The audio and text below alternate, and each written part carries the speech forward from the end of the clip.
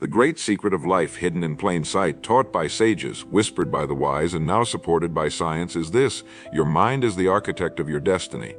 What you hold in the forefront of your consciousness has a peculiar way of manifesting itself in your external world.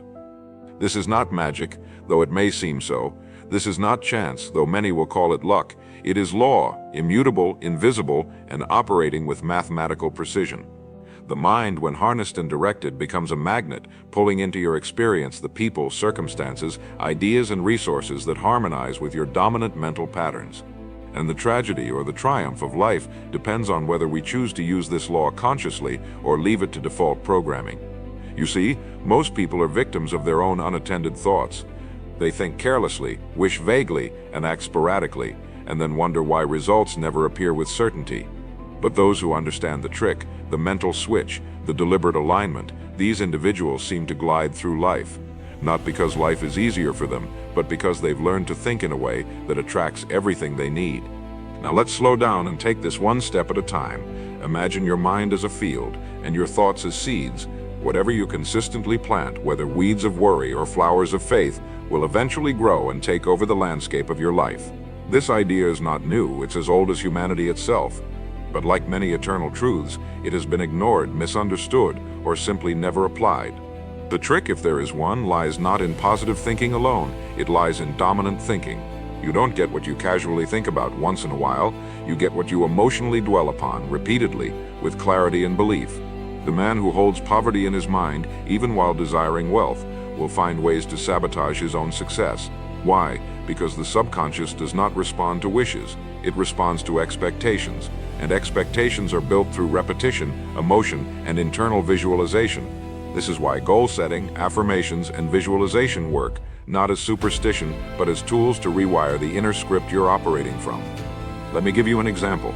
A young man I once knew started every day by saying, "I'm not good enough." He never said it out loud, he never wrote it down, but inside, where it matters most, he rehearsed this line silently for years. His posture followed, his choices echoed it, and his life reflected it. And yet the same young man, given the same talents, the same opportunities, could have programmed a different internal script, one that said, "I'm learning every day, I bring value, I can serve and grow," and that simple shift, though it sounds small, is everything. It's the trick most people never learn. You must guard your inner dialogue more carefully than a vault, because it becomes your outer life. Every word you say to yourself is planting something, and over time the harvest will come, whether you like it or not. So let me ask you, what are you telling yourself every day? What silent phrases are echoing inside your mind? If you're like most, you've inherited thought patterns from others, parents, peers, society, that no longer serve you. You've been hypnotized, not by a swinging watch, but by repetition, and repetition is the language of the subconscious. You don't need to wait for external permission to change this. You don't need a breakthrough event or a life crisis.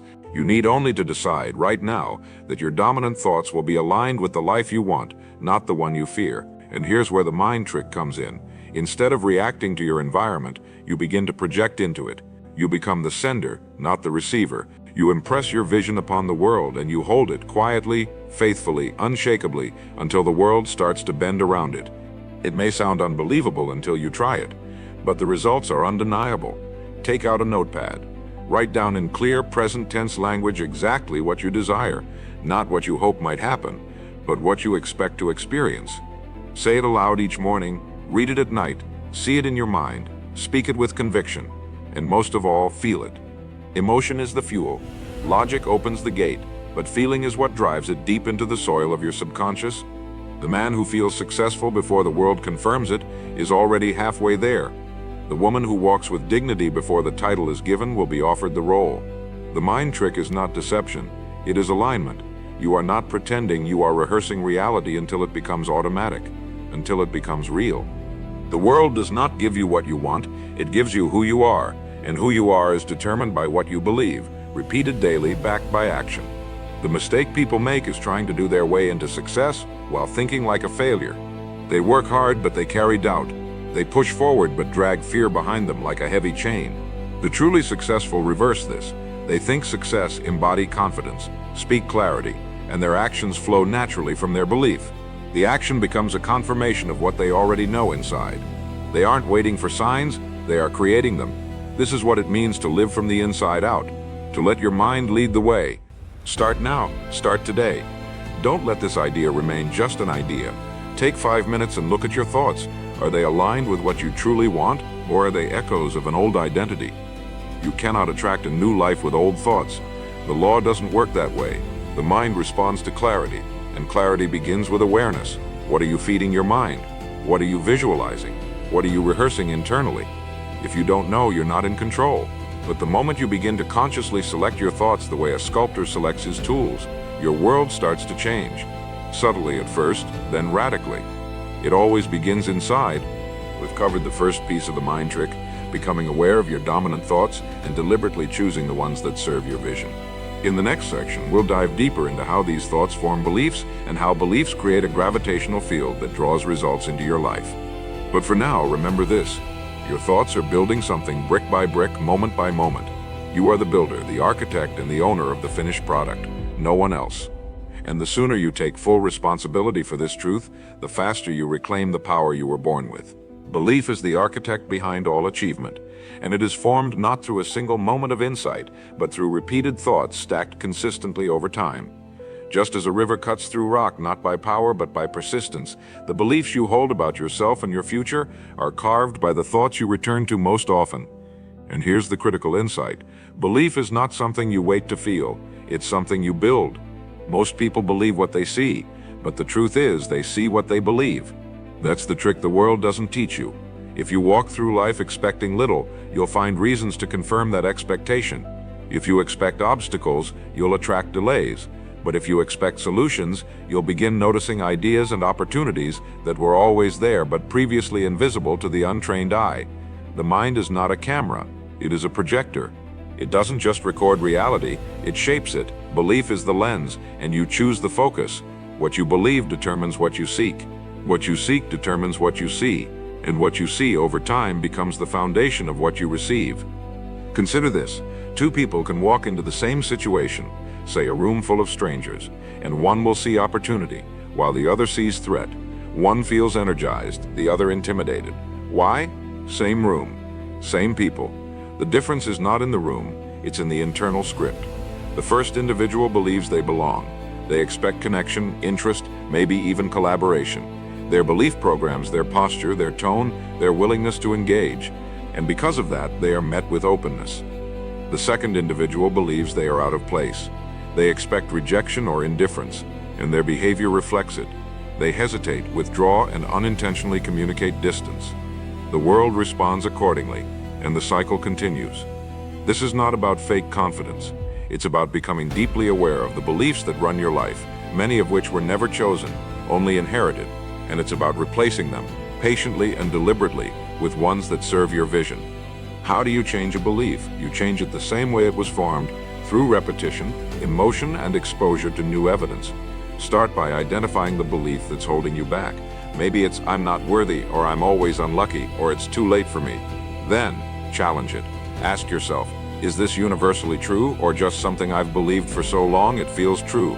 Next, install a new belief, not just intellectually, but emotionally. Choose something empowering and present tense. I am worthy of success. I attract the right opportunities. Every day I grow stronger and clearer. Then repeat it, with feeling, until your subconscious accepts it as fact. And here's where the real magic happens. Your behavior begins to align with that new belief. Your eyes start to recognize doors that were always open. Your voice changes. Your choices change. People around you notice the difference, though they may not be able to name it, but you'll know. You rewrote the script, you adjusted the magnet, and you must remember, belief is not about hype. It's not about emotional frenzy or blind optimism. It is quiet, calm, unshakable inner certainty. Think of a thermostat. It doesn't shout. It simply sets the environment. Your beliefs are your internal thermostat. If your financial beliefs are set to struggle, you'll always find a way to return to scarcity, even after a windfall. If your self-worth thermostat is set too low, you'll sabotage healthy relationships. But if your internal setting is aligned with abundance, with contribution, with worthiness, you'll naturally move in that direction. And even when challenges come, you won't be thrown off course. Why? Because you'll return to your set point. That is the power of belief. It doesn't avoid turbulence. It outlasts it. It stays steady, and in doing so transforms the environment around it. Many people say, "I'll believe it when I see it," but the ones who rise say, "I'll see it because I believe it." They understand that belief precedes evidence, and belief produces evidence. That's how all progress begins. Someone believes something that isn't visible yet, and they move toward it anyway. They build the bridge as they walk. They plant the tree even when there's no shade. That's what leaders, inventors, pioneers, and creators do. And you don't need to change the world to practice this. You only need to change yours, one belief at a time, one internal upgrade at a time, one quiet commitment, repeated until it becomes louder than the doubts. That's how the mind trick becomes second nature. Let me ask you now, what do you believe about yourself? About your ability to grow? About your future? Don't give the answer you think sounds good. Give the real answer, and then decide if you're willing to keep living with it. Because here's the truth. Your life will never rise higher than your dominant belief, not your wish, not your desire, your belief. And belief is not found in your words, it's proven in your habits. Look at what you do consistently. That's what you truly believe. But the good news is this: if you can see the pattern, you can change it. If you can name the belief, you can replace it. You are not stuck. You are not fixed. You are programmable. And you hold the pen. We are now moving beyond thinking and into identity. The next step of the mind trick is embodiment. You cannot merely think rich. You must think, act, and carry yourself as someone who is already aligned with wealth. You cannot just desire health. You must begin moving, speaking, and eating like one who treasures vitality. This isn't about deception, it's about rehearsal. You are training your nervous system to become familiar with the reality you seek. And once it feels familiar, your resistance fades. And when resistance fades, results accelerate. This is the missing piece most people overlook. They keep the goal separate from themselves. I want to become that. No, you must become it in mind and body now, not when it arrives so it can arrive. So to apply this starting today, choose one belief to reprogram. Just one. Write it down, declare it, repeat it in your own voice, look in the mirror and speak it with certainty, and then act in alignment with it. Every small behavior that matches this belief becomes a vote for your new identity. This is not something you do once. This is a discipline, but if you practice it, I promise your life will begin to mirror the belief. Not overnight, but inevitably, because the mind once set is a magnet, and belief is the charge.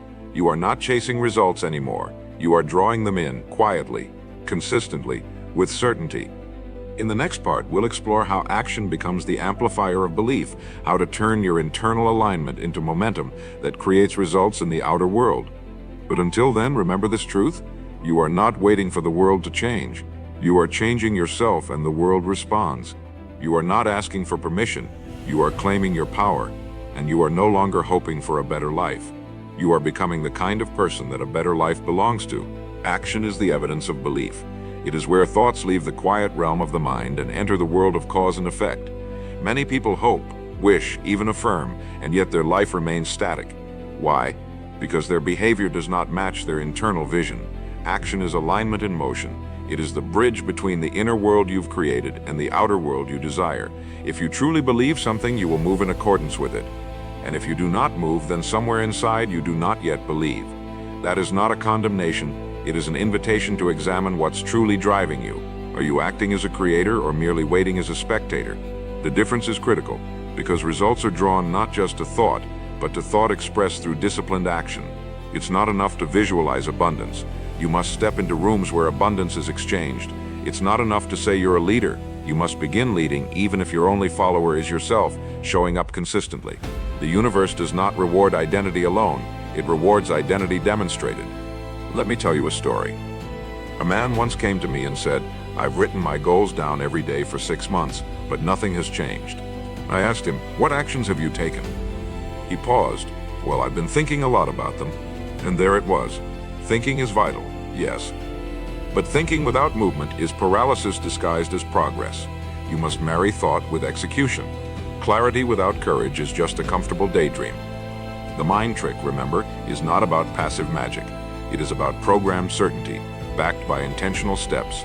Small steps at first, but deliberate, consistent, predictable, because nothing rewires your identity faster than consistent behavior. Want to think of yourself as disciplined? Show up for the plan, even when it's inconvenient. Want to believe you're worthy of success? Take one bold action today that aligns with that truth. Belief grows in the soil of behavior, and the more congruent they are, the stronger the magnet becomes. This is where many people stop short. They say, "I'm waiting for motivation." But action is not the result of motivation. Motivation is the result of action. You move and then the energy follows. You don't wait to feel ready. You choose to begin even while feeling uncertain. The most powerful people I've ever met are not the most confident, they are the most consistent. They take action despite fear. They honor their schedule, not their mood. They don't debate every move, they decide once and then act repeatedly, and over time their world begins to bend to that rhythm. This is the great secret most overlook. The world respects follow-through. It responds to rhythm. And the person who acts with integrity to their own plan gains not just results, but self-respect. And that self-respect becomes fuel. Confidence, you see, is not a personality trait. It is the byproduct of promises kept to yourself. There's something about decisive action that begins to change how others treat you. They may not know why, but they sense it. The way you walk, the way you speak, the way you enter a room, something is different. Because you've begun to move like a person who is going somewhere. You are no longer drifting. You are sailing with a destination in mind. The people who attract resources, relationships, and opportunities do not stumble through life. They make clear movements, and those movements create ripple effects. Think of it this way. If belief is the engine, then action is the ignition. It turns everything on. But if you never turn the key, the engine sits idle, full of potential but producing no power. The trick again is not complexity. It's clarity and consistency. Decide what you want. Believe it is yours. Then act again and again as if it is already done. And slowly your outer world catches up to your inner one. Let's get practical. Every day, schedule at least one action that aligns with your belief. It can be small, a message sent, a meeting scheduled, a step taken. But let it be real, visible, trackable. Write it down, then do it, and do it again tomorrow. You are building momentum. Momentum is invisible at first, but soon it becomes undeniable. It changes how you feel about yourself, and more importantly, it changes how the world responds to you. Don't underestimate the compound effect. A single domino may seem insignificant, but line them up, tip the first, and watch how much force is released. Your actions today are setting up a future chain reaction, but you must begin. You must tip the first one. That is your responsibility. No one else can do it for you. This is how you separate wishers from achievers. Wishers think. Achievers think and act. And in the process of action, they refine their thinking. They make adjustments. They learn. They grow. But they never remain still. Stagnation is the enemy. Progress is the goal, not perfection. And the great lie is that you need to know everything before beginning. You don't. You only need to start. The next step will reveal itself after the first is taken. That's how confidence is earned. That's how belief is deepened. That's how dreams become visible, not through contemplation alone, but through motion. If there's one habit I could give every person alive, it would be this. Take aligned action daily, no matter how small. That habit alone would transform nations. Now let's link this back to the mind trick. When you begin acting in alignment with the vision you've built inside, your brain begins to rewire itself. New neural pathways form, new self-concepts emerge, and here's what's fascinating. Your body follows, posture improves, energy rises, stress reduces. The biology of belief is no longer theory, it's observable. When you act as if your dream is already yours, your physiology supports you. You sleep better, you speak clearer, you remember more. Your mind sharpens, your spirit strengthens, and the magnet becomes stronger. Because belief without action is like a spark with no fuel. It flashes and disappears. But belief with action, that's a fire that cannot be extinguished. So take the next step. Not tomorrow, not next week, today, this hour. Choose one act that confirms your belief. One move that proves to your subconscious, I mean this. Don't just listen to this message, live it, and watch what happens. The universe is always watching, waiting. When it sees you step in faith, it moves resources into your path. That's not mysticism, that's alignment. That's the cause and effect nature of this law. You are not here to wait. You are here to work, not blindly, but intelligently, strategically. Belief, then behavior. Behavior, then momentum. And momentum changes everything. In the next part of this journey, we'll explore how environment, your surroundings, your associations, your routines, either support or sabotage your mental magnet. Because once belief is set and action begins, the ecosystem around you must evolve to match it. But for now, commit to movement. Remember, the magnet doesn't pull until it's charged, and action is the charge. Take the step, create the current, attract the life. Environment is the silent sculptor of identity. It shapes your thoughts, habits, decisions, and even your self-perception, often without your awareness. If your mind is a magnet, then your environment is the forge that either strengthens or weakens its charge. And make no mistake, your surroundings are never neutral. They are either pulling you toward your vision or anchoring you to your old self. You cannot afford to ignore this. Look around at the people you speak to most often, the places you spend time in, the inputs you consume daily. Ask yourself, are these shaping the person I am becoming, or keeping me in the loop of who I've always been? Because no matter how powerful your internal beliefs are, if your environment constantly contradicts them, you will feel friction. And if you feel friction long enough, something will give. Either the environment changes or your belief fades. That's why changing your environment consciously and strategically is not a luxury. It is a necessity for transformation. Let's take this deeper. Imagine planting a seed in poor soil, under a rock, without sunlight or water. Even the most potent seed, the kind with world-changing potential, will wither. Why? Because the conditions do not support its growth. The same is true with your mind. You can program it with vision, affirm it with belief, fuel it with disciplined action. But if you return daily to a toxic environment, you're placing that seed back under the rock. What kind of environments are we talking about? Relationships that speak limitation, habits that reinforce mediocrity, digital input that numbs rather than nourishes, surroundings that clutter your clarity. These are not small obstacles. These are the very soil your identity is growing in. If you want the mind trick to work long-term, you must till the soil. You must design the environment that aligns with the life you're building. You must become the architect of your surroundings, not a tenant in someone else's blueprint. Begin with people. Nothing affects your belief system more than consistent conversations. Words carry power. Energy is contagious. If you're surrounded by those who speak doubt, sarcasm, or fear, eventually those vibrations seep into your system. It's not weakness, it's physics. You become what you're immersed in. So choose wisely. Seek out voices that challenge you, elevate you, remind you of your potential. This doesn't mean cutting everyone off or living in a vacuum. It means curating influence. If your dream is sacred, treat it as such. Guard it from casual cynicism. Protect it from careless doubt. Surround yourself with voices that speak the language of growth. Books, audio, mentors, peers. You don't need thousands. You need a few whose presence strengthens your alignment. Every time you spend energy, ask yourself, did this interaction sharpen me or soften me? Did it add to my charge or drain it? Then assess your physical space, your room, your desk, your phone, your calendar. Are they organized around clarity and intention, or clutter and distraction? A disordered space leads to a disordered mind, and the mind trick depends on clarity. When you walk into a space that feels designed for growth, your brain gets the message, we are becoming. But if you walk into chaos, you begin every day climbing uphill. Structure your environment for success. Keep reminders of your goal visible. Declutter what doesn't serve. Create spaces where you can think, plan, move. You don't need wealth to do this, you need will. Even a small room can become a temple of discipline and inspiration if treated with respect. Order is not just aesthetic, it's psychological. It tells your subconscious that you're in control, and control, calm, consistent control is what sustains the magnet of belief. Now consider your routines. What you do daily is your true environment because it's where you live most often in time. If your day is designed by default, your outcomes will be random. But if your day is designed by vision, your outcomes become inevitable. A powerful mind trick begins with intentional mornings.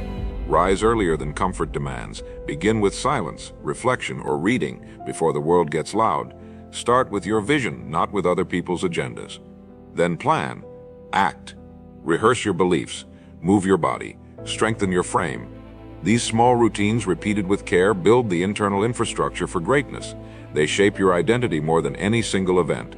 They make the extraordinary feel normal. And when greatness feels normal, you attract it as if it were always yours. Be warned, your old environment will resist your evolution.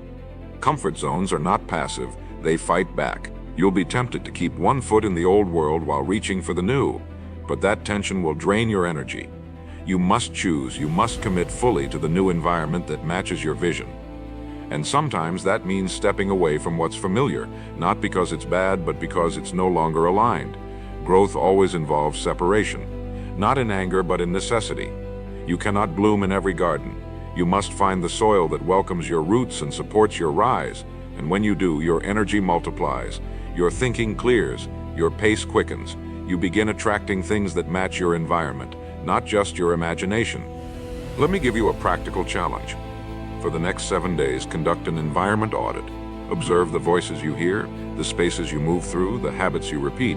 Write them down. Track how each one makes you feel before, during, and after. Then ask, does this align with who I'm becoming? If not, change it. Don't wait for permission. Clean the desk, mute the noise, pause the interaction, invest in the upgrade. These may feel like small decisions, but remember, your outer world is a mirror of your inner commitment. Every time you change your environment to match your vision, you reinforce the belief that the vision is real. And when you live as if the vision is real, the vision begins to become reality. Here's the deeper layer. Your environment doesn't just reflect you, it teaches you. It trains your nervous system, your expectations, your behavior. A chaotic space teaches you to rush. A high-energy peer teaches you to rise. A book left open to a powerful line teaches you to remember. Every detail counts. Nothing is neutral. You're either feeding the magnet or dulling it. That's why the most successful people are often obsessive about their space, their schedule, their circle. Not out of control, but out of clarity. They know that consistency isn't about willpower, it's about architecture. When the environment is aligned, discipline becomes easier. When the structure supports belief, the belief strengthens. And the magnet, your mind, draws in what it's been programmed to expect. In the next part, we'll explore how language, what you say, what you write, what you declare, further cements or sabotages your internal magnet. Because even with strong belief, aligned action, and supportive environment, your words can still direct the current. But for now, remember this. The mind trick works best when everything around you reinforces the truth you've chosen. You don't just think success, you live inside it. You breathe it in your room, you hear it in your conversations, you see it in your habits. And when all parts of life agree, manifestation becomes momentum. Words are not just sounds, they are seeds. Spoken language is thought made audible, energy made physical, and belief made visible. Every time you speak, you reinforce identity, program your subconscious, and shape your emotional atmosphere. And whether you realize it or not, you are speaking your future into form. The greatest minds in history understood this, that speech is not mere description, it is creation. What you say repeatedly becomes the boundary of what you believe, and what you believe becomes the limit or the launch pad of what you receive. If your inner dialogue is the soil of your destiny, then your spoken words are the water. You can nourish the seeds of your dream or drown them with doubt. This is why the fifth pillar of the mind trick is mastering language. To attract what you desire, your words must reflect certainty, alignment, and expectancy, not fear, confusion, or contradiction. You cannot say one thing and expect another. You must speak the same way you would if the dream were already realized. Calm, clear, certain. Now let's address the most overlooked area. Self-talk. Most people would never speak to a loved one the way they speak to themselves. Harsh. Doubting? Dismissive? I'll never get it right. I always mess things up. This isn't for people like me. These phrases sound harmless when said in frustration. But repeated often enough, they form mental grooves, deep subconscious pathways that the brain defaults to under pressure. And here's the danger. The subconscious doesn't filter. It accepts repeated language as truth. It doesn't ask if you're joking. It doesn't check your mood. It obeys instructions. So when you tell yourself, I'm not good enough, your subconscious begins searching for evidence to confirm that. You walk into a room and feel smaller. You take fewer risks. You interpret rejection more personally, not because it's true, but because you made it true through repetition. But the opposite is also true. When you begin to speak to yourself with clarity and respect, when your words affirm your value, your power, your progress, you shift the subconscious instructions, and soon the world follows.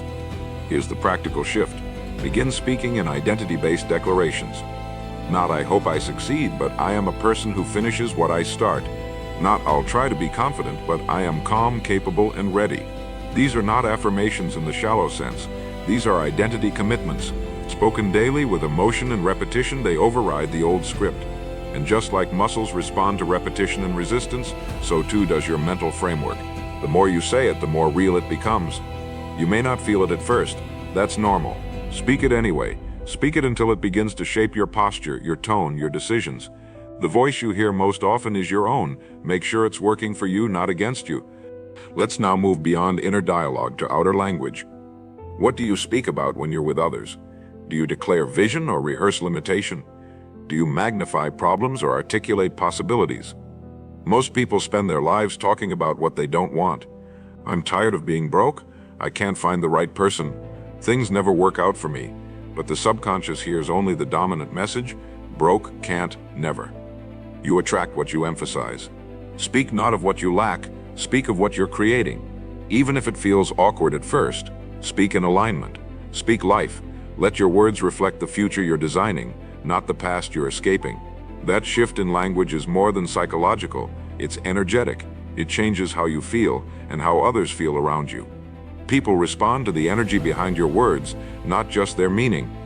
This principle extends to how you describe yourself in casual speech. Watch your labels, watch your jokes.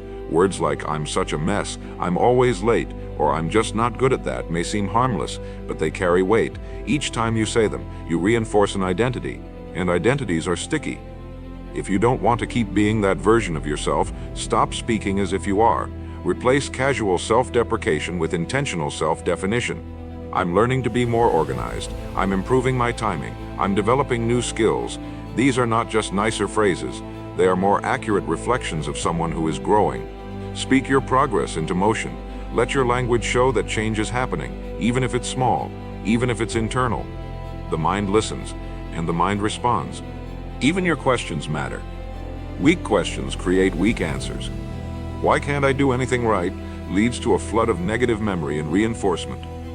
"What can I do today to move forward?" activates your creativity, your focus, your hope. Train yourself to ask empowering questions throughout the day. What's the opportunity here? How would my future self handle this? What belief do I need to reinforce right now? These are not just reflective tools, they are directive ones. They steer your focus, and focus is what sharpens the magnet of the mind. What you ask, you search for. What you search for, you find.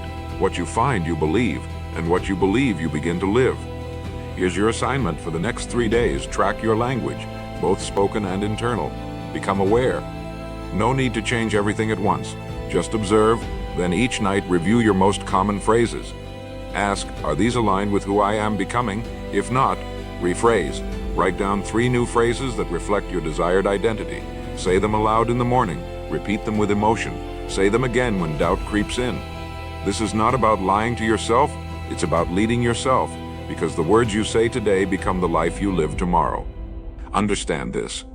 Your language is your script. You are the actor, the director, and the audience. The way you narrate your life becomes the way you live it. If you speak with fear, fear grows. If you speak with conviction, confidence follows. Words are not decorations, they are blueprints, and the house you live in tomorrow is being built with the sentences you speak today. Speak with care, speak with power, speak with intention. In the next part, we will uncover the power of expectation, how your assumptions about life silently dictate your results, and how to raise your internal thermostat to receive more without resistance. But for now, start here. Listen to yourself. Refuse to curse your progress with careless language. Choose words that build the person you're becoming. Speak in alignment with the life you're attracting. And watch, slowly but surely, as the world begins to echo back what your voice has declared. Expectation is the silent architect of results. It is the emotional blueprint your mind builds upon long before anything physical appears. You may believe something is possible, you may speak in alignment with it, and even act toward it, but if you don't expect it, you'll resist its arrival. Expectation is belief matured. It's the point at which doubt no longer dominates the inner conversation. It is calm confidence, not loud, not boastful, but rooted in certainty. And here's the hidden truth. You never rise above your expectation. You may get temporary wins, you may stumble upon opportunities, but you'll find a way to shrink them, sabotage them, or push them away if they exceed your internal forecast. That's why the 6th layer of the mind trick is upgrading your inner thermostat, raising the default level of what you feel you are allowed to receive. Most people don't lack opportunity. They lack the expectation to hold it, nurture it, and let it stay. The good news, expectation can be trained. Like a muscle, it can be stretched, strengthened, and raised, until what once seemed extraordinary becomes your new normal. Imagine for a moment you walk into a hotel where the thermostat is set to 68 degrees. No matter how hot it gets outside, the internal system will cool the room back to the preset level. That's how most people live. They can have a great week, a big win, a breakthrough moment, but if their inner setting is programmed for struggle, self-doubt, or scarcity, they unconsciously cool the room. They return to what's familiar, not because they want to, but because it's what they expect. Your subconscious seeks consistency between what you expect and what you experience. So when results improve but expectation doesn't, the magnet weakens. Your internal system says, "This isn't like us. Let's pull back." And you begin to self-sabotage, not through failure, but through hesitation. You delay, you overthink, you distract yourself.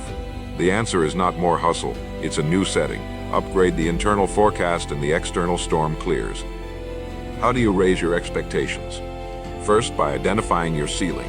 What is the level of income, love, peace, or power that you subconsciously believe is your maximum? It's often just above your current results. That's not a coincidence. That's programming. Once you see it, you can stretch it. Begin by imagining a new normal. Not a fantasy, not a lottery win, but a logical next level that is just beyond comfort. Hold that vision, not with desperation, but with certainty. Say to yourself, "This is the direction, this is the new rhythm." Then begin acting, dressing, moving, and deciding as if that level were already yours. Expectation is trained through embodiment. You don't wait until you arrive to behave accordingly. You behave accordingly so you can arrive. This is not pretense, it's alignment. Your brain does not distinguish between real and vividly imagined. That's why visualization works. When paired with emotion and repetition, the mind upgrades the standard. And when the standard rises, the magnet strengthens. The world conforms. Another key to cultivating powerful expectation is to become mindful of how you handle small wins. Most people downplay them. They say, "It's no big deal," or "I got lucky," or "It probably won't last." But each of those statements reinforces a low ceiling. If you want to train yourself to receive more, you must celebrate every small win. Not in arrogance, but in confirmation. This is what it feels like to win. This is who I am now. Let your body memorize the sensation. Let your mind associate progress with reward. Over time, you begin to expect good things, not because life is perfect, but because your inner system is tuned to recognize and receive them. When you expect progress, you move toward it. When you expect joy, you spot reasons to be grateful. Expectation isn't entitlement, it's inner readiness. It's the posture of someone who has prepared the table and now watches the door knowing the guest will arrive. You must also become careful with what you expect in the negative. Expecting delays, betrayal, or loss becomes a self-fulfilling prophecy. Your brain, always loyal, seeks confirmation. So when you say things never go my way, your magnet searches for matching energy, and it finds it. Your words become a signal. Your behavior becomes hesitant. You lose your edge. But when you say everything works in my favor, even delays carry direction, your posture shifts. You handle obstacles differently. You don't panic, you don't fold, and that composure becomes power. The world respects those who remain unmoved, and often expectation alone is enough to turn the tide. Your refusal to flinch can shift outcomes in your favor, not through force, but through steadiness. This is why journaling can be such a powerful tool. Each morning, write what you expect from the day. Be specific. I expect to speak with clarity. I expect to find a solution. I expect to feel calm. You are not commanding the world. You are directing your own system. You're telling your magnet what to search for. And when you end the day, review how your expectations shape your reality. You'll be surprised how often your forecast matches your experience. Not because the world changed, but because you changed the lens. This process turns your vision into reality, not instantly, but consistently. Expectation is not magic, it's alignment. And aligned expectation becomes an invitation. The door opens. Not because you forced it, but because you stopped assuming it would stay shut. One last point. Expectation is not loud. It's not performance. It doesn't need to convince others. It lives quietly inside you like a silent compass. You may not speak it often, but you move differently. You don't beg. You don't rush. You don't chase. You attract, not by sitting still, but by walking forward with calm certainty. The people who attract the most are rarely the loudest in the room. They are the clearest. They know where they're going. They've seen it before it appears. And their expectation becomes gravity. It draws the right people, the right timing, the right moment. That's the power you hold, not in volume, but in vision, not in struggle, but in setting. You don't need to force the world to deliver. You only need to expect the arrival and prepare accordingly. In the next part, we'll bring all pieces together: belief, action, environment, language, and expectation into one final principle: embodiment. How to live as if the vision is already yours, not through illusion but through consistency so powerful that reality can't help but keep up. But until then, examine your thermostat. What level are you truly set to? Is it high enough for your dream to survive? If not, raise it, expect more, speak it, move toward it. And trust this: when your expectation becomes unshakable, the world responds not with resistance but with recognition. Embodiment is the final and most powerful phase of transformation. It is when you no longer try to get the result, you become the result. You stop hoping for the outcome and begin living as if it were already real. This is not wishful thinking.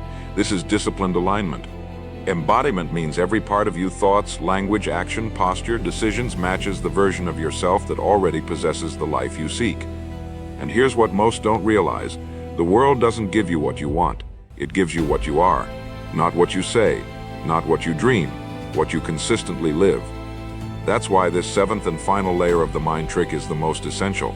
If you do not become the identity your goal requires, the goal will remain distant. But the moment you begin to think, act, and move from that future version of yourself as if it were already normal, you collapse the gap between now and later. Time folds, resistance fades. Life begins to treat you like the person you've chosen to embody. Let's be very clear: embodiment is not pretending. It's not putting on a mask. It's not faking it until you make it. It's choosing it until it becomes real. Pretending says, I hope they don't find out I'm not really this. Embodiment says, this is who I am now, regardless of what's around me. It's not about impressing others. It's about impressing the subconscious.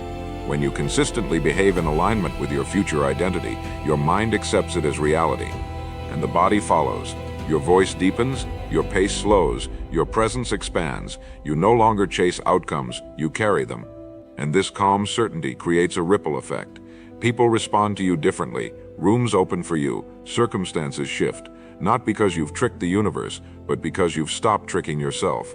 You've stopped living as a fractured version of your potential. You've integrated thought, word, action, and energy into one seamless frequency. Here's how it works in practice. Let's say your vision is to be a leader, an entrepreneur, a speaker, or a healer. Ask yourself, how would that version of me walk into a room? How would they handle pressure? How would they eat, think, speak, rest? Then begin adopting those behaviors now. Not when the title comes, not when the results arrive, but now, before the world gives you confirmation, because the confirmation will never come first. The embodiment must come first. That's the trick. That's the test. Life waits to see if you are serious, and the proof is always in your behavior. Don't wait to feel confident. Move with composure. Don't wait for validation. Speak with clarity. Don't wait for the spotlight. Practice in the shadows. Embodiment is not about being seen, it's about being real. And realness starts in the smallest decisions: what you tolerate, what you consume, what you allow to linger in your life. Begin there. Upgrade those and your entire life rises with it. This also means letting go of the habits and identities that no longer serve you, because you cannot fully embody a new self while dragging the baggage of your past.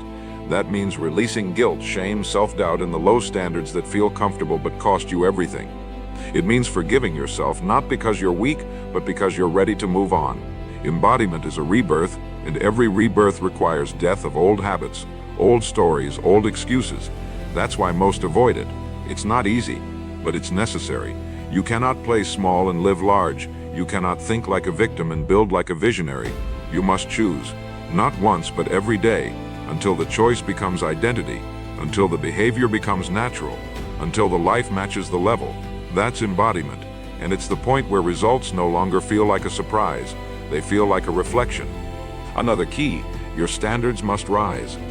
Embodiment is not just how you behave when things are going well, it's how you respond when tested, when tired, when tempted. The future version of you, what does they do in those moments? Do they compromise, or do they stay consistent? Do they react, or do they respond with calm discipline? Begin modeling that now, because the more pressure you can withstand without breaking character, the faster your transformation occurs. Life is always listening. The question is, are you always embodying? Are you reinforcing your future, or reverting to your history? That's the real work. That's the hidden work. And that's where the true magnet is built. Not in public performance, but in private alignment. Let's not forget your energy. Embodiment is not just physical, it's vibrational. People can feel when someone walks in with alignment. They can't explain it, they just know. Your energy enters the room before you do. So ask yourself, is my energy congruent with my future? Or does it still carry the residue of doubt, resentment, confusion? If so, clean it through silence, through prayer, through rest, through clarity. Because you cannot attract what you resent, you cannot hold what you fear. You must love the future before it arrives. Embody it emotionally. Feel the peace, power, freedom, and joy now, not later. Now. Train your nervous system to get familiar with it. Because what's familiar becomes what's allowed, and what's allowed becomes what you attract. This is the final transformation, when you no longer need the result to feel whole, because you have become the kind of person that creates results. That's the mind trick, fully mastered. You start with thought, you refine it with belief, you strengthen it with action, you anchor it with environment, you speak it into motion, you expect it as normal, and then you embody it, you live it, you wear it, you walk in it, and the world watching, waiting, responds accordingly. This is not magic, this is law. Identity precedes outcome, and when the identity becomes stable, the outcome becomes inevitable. In the final part, we will close with a powerful summary and challenge, a 30-day embodiment blueprint to activate every part of what you've learned. But until then, start here. Decide what your future self does, then start doing it now. Stop negotiating, stop rehearsing defeat, embody the standard, become the result, and let life catch up.